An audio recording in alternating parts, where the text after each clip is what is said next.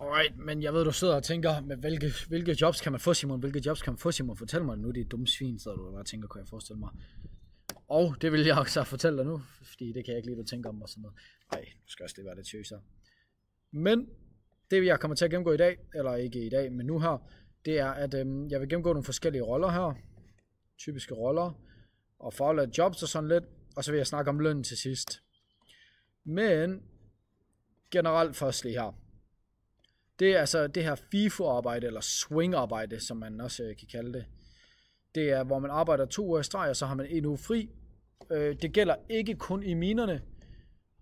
Mining her, som jeg har skrevet, Mr. International, var. Men det er altså mest populært der. Som jeg gjorde det jo selv i mit konstruktionsarbejde, hvor det var ikke i minerne, jeg arbejdede. Det var i konstruktion, men det er samme princip, samme løn, alt det her. Så det er egentlig bare det her. Det er ikke så vigtigt, om man er i minerne, eller om man er i konstruktion. Det er nogenlunde det samme. Og så Working Holiday Visa, som det er, du vil komme på, hvis du tager ned.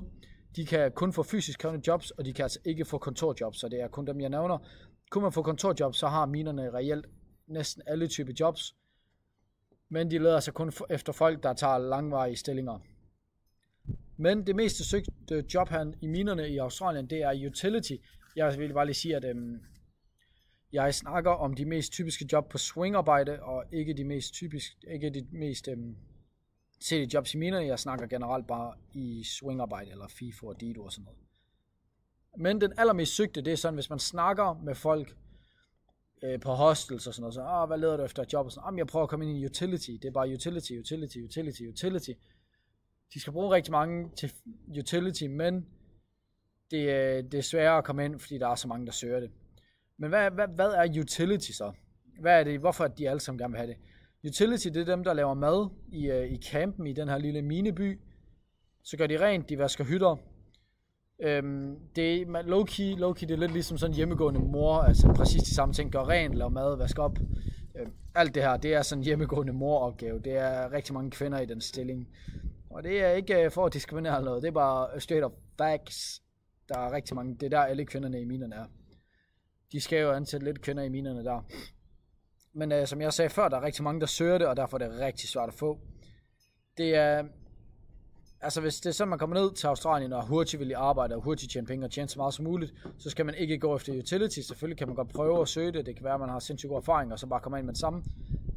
Men for 9 ud af 10, så er det altså ikke en hurtig måde at komme i arbejde på, men det er til gengæld noget af det nemmeste arbejde, man kan få i minerne.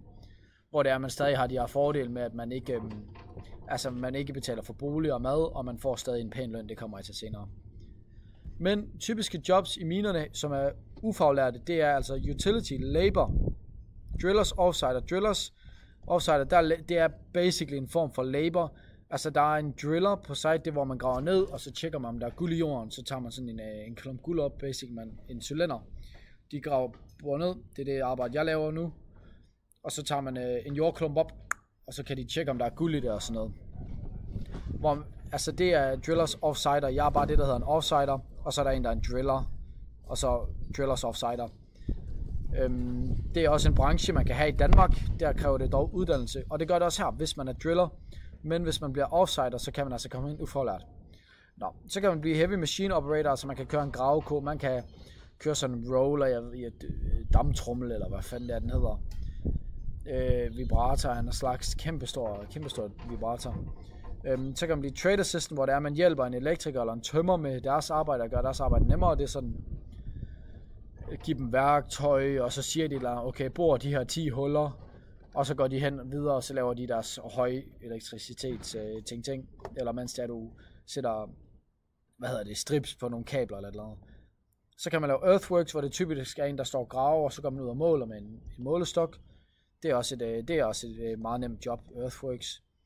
Og så kan man lave concrete, cement, altså støb, cement og beton. Det er egentlig også okay. Alle dem her, skal jeg lige huske at sige, det er jo, altså det er FIFO, DIDO arbejde. Det er ikke kun i minerne. Du kan lave dem alle sammen i minerne, men hvis det er sådan, at du gerne vil lave earthworks, så kan du lave det i minerne, men du kan også lave det i konstruktion, hvor det stadig er, at du arbejder DIDO. Det er bare ikke i minerne, men det er samme type job naturligvis. Men hvilke jobs har de så? Jamen altså, de har tømmer, de har elektrikere, de har mekanikere, du kan svejse, du kan lave VVS, og så har de altså mange flere. mange flere. Hvis du har en uddannelse, altså, så prøv bare at søge på den på engelsk, og så skriv FIFO bagved, eller noget, se om det er en ting. Og hvis ikke, så når det er, du har set alle de her videoer, så kan du altid komme ud og række ud til mig og spørge om det. Så svarer jeg gerne. Så laver de det her i minerne, nu kan jeg ikke lige finde på noget. Jeg kan sgu ikke lige finde på noget. Men ja, så kom og spørg. Det var bare lige nogle eksempler, det her. Men det her, alle dem heroppe, de er ufaglærte, og alle dem hernede, de var faglærte. Og løn, hvad får de forskellige roller så? Utility, de vil få omkring 30.000 udbetalt. Labor, de får mellem 35 til 40.000 kroner udbetalt, det hver måned. Trade assistant, cement eller driller, altså det jeg laver, jeg har også lavet cementarbejde hernede. Det er driller og trade assistant igen, det er lidt ens. Man hjælper ham der drilleren jo. Der vil man få omkring 40 til 45.000, der vil være mulighed for endnu mere. Men igen, det kommer an på, hvor meget det er. Man vil arbejde 40 til 45. De her løn, det er, hvis man arbejder 2 i streg, så er en uge fri, det er jeg gået fra. Og så man arbejder en uge mere. Og er man faglært, så vil man ligge på de der 55 til 60.000 udbetalt. Der får man altså rigtig pæn løn. Og når jeg siger faglært, så tænker jeg også på heavy machine operator. De ligger også over på den her løn. 55 til 60.000. Men det er jo ufaglært, men der skal man have nogle kurser og sådan noget tilgængeligt i stedet for. Men hvad med kurser og sådan noget? Altså, de fleste af jobsene, jeg nævnte, de kræver ingen uddannelse. Og hvis det for eksempel, hvis vi ser på labor, driller, offsider, heavy machine operator, trade assistant, earthworks og concrete. Faktisk ikke concrete, bare dem her. Ikke utility. Så skal man til gengæld ud og have nogle kurser og sådan noget, og de tager mellem 1 til 5 dage og koster op imod 5.000 kroner. Hvis man for eksempel sådan et stilladskursus, det tager 5 dage, og det koster 5.000 kroner cirka. Og så efter det, så må man altså lave stilladsarbejde. Men så skal man ud og have en masse specifikke tickets og sådan noget. Og igen, det er også noget, jeg kan hjælpe med, hvis det er, du bare skriver til mig, så vil jeg rigtig gerne hjælpe dig.